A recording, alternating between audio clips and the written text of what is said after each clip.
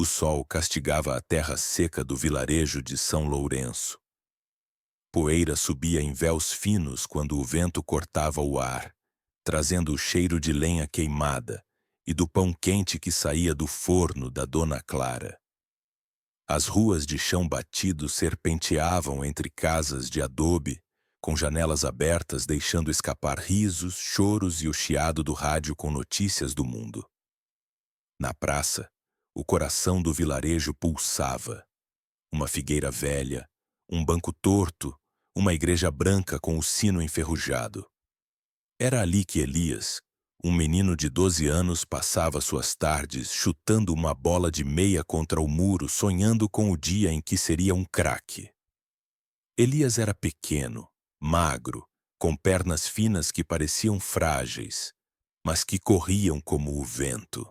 Seus olhos castanhos brilhavam com uma luz que a poeira não apagava.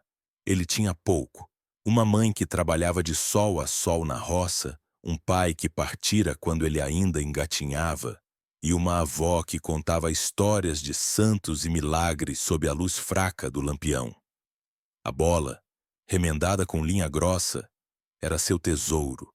Com ela, ele esquecia a fome que às vezes apertava, o sapato furado, a solidão que pesava como pedra no peito. No vilarejo, o futebol era mais que um jogo, era uma fé. Todos se juntavam para ouvir as partidas pelo rádio, torcendo pelo Inter Miami, o time que brilhava com suas cores vivas e jogadores lendários. Em 2025, o Inter Miami disputava a Copa do Mundo de Clubes da FIFA, um torneio que soava como um sonho distante, com estádios reluzentes, gramados perfeitos e luzes que ofuscavam as estrelas. Elias conhecia cada jogador do Inter Miami. Sabia seus números, seus chutes, suas histórias. Seu ídolo era Léo, o craque. Um jogador que dançava com a bola, que corria como se voasse, que marcava gols como se fosse sua missão salvar o mundo. A notícia chegou como um trovão. A família de Elias, juntando cada centavo, comprara ingressos para assistir ao jogo do Inter Miami contra o Chelsea, nos Estados Unidos. Era uma viagem impossível, mas conseguiram. A mãe, os primos, os tios, todos iriam. Todos, menos Elias. Ele ouviu a conversa escondido atrás da cortina da sala enquanto a avó tricotava. "Não dá para levar o menino", disse o tio com voz pesada.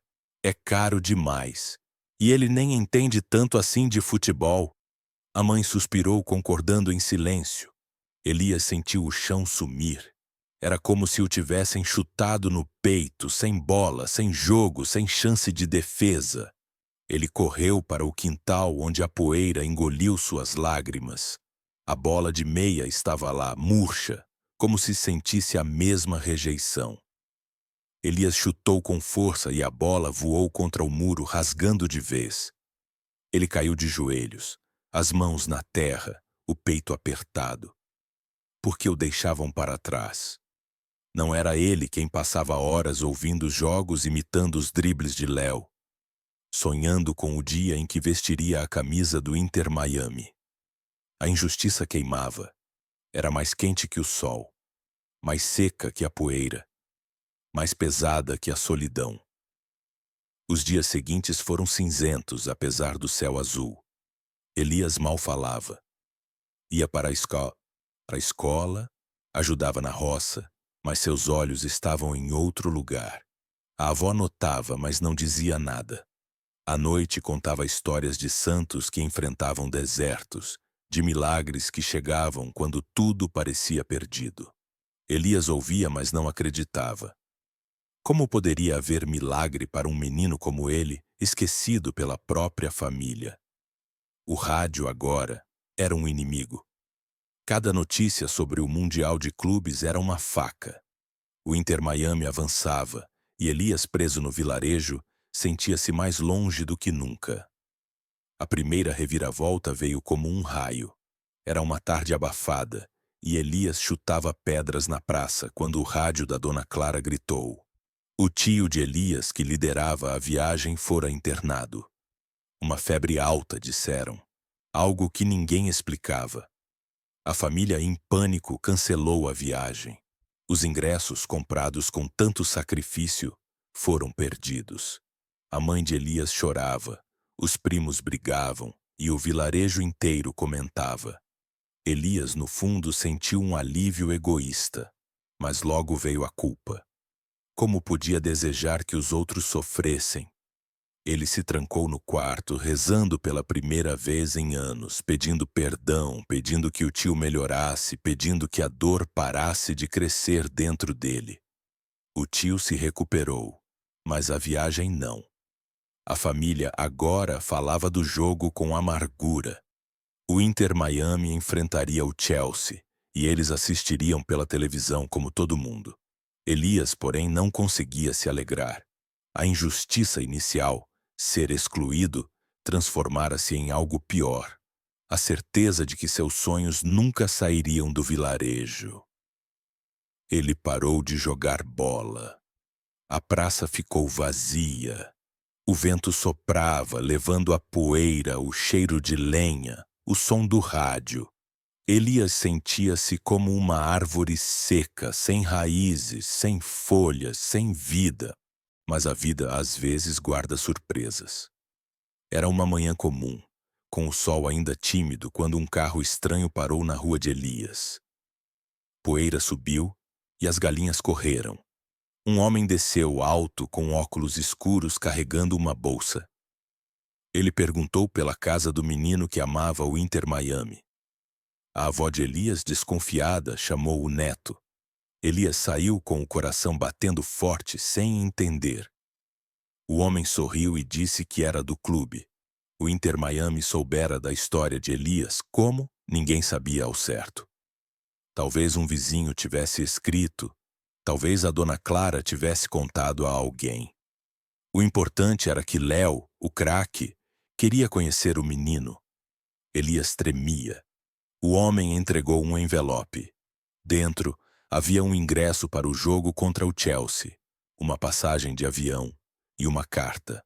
A carta, escrita à mão, dizia que Léo lera sobre Elias, sobre seu amor pelo futebol, sobre sua bola de meia, sobre seus sonhos.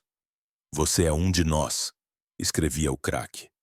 "Venha ver o Inter Miami brilhar e traga sua bola porque um dia ela vai estar num estádio." Elias chorou, mas dessa vez era diferente. As lágrimas não queimavam. Elas eram leves, como a chuva que às vezes caía no vilarejo, trazendo vida à terra seca. A segunda reviravolta foi maior que qualquer gol. Elias viajou sozinho, com o coração na mão, segurando o ingresso como se fosse um milagre. O estádio era um mundo novo. Luzes que cegavam, gramados que pareciam tapetes, o rugido da torcida como um trovão. Ele assistiu ao Inter Miami jogar, viu Léo driblar, correr, marcar. Cada gol era para ele. Elias sentia. Quando o jogo acabou com a vitória do Inter Miami, um segurança o levou ao vestiário. Léo estava lá suado, sorrindo. Ele abraçou Elias, deu-lhe uma camisa autografada e disse algo que o menino nunca esqueceria. "O futebol é para quem acredita, pequeno. E você acredita." Elias voltou ao vilarejo diferente. A poeira era a mesma.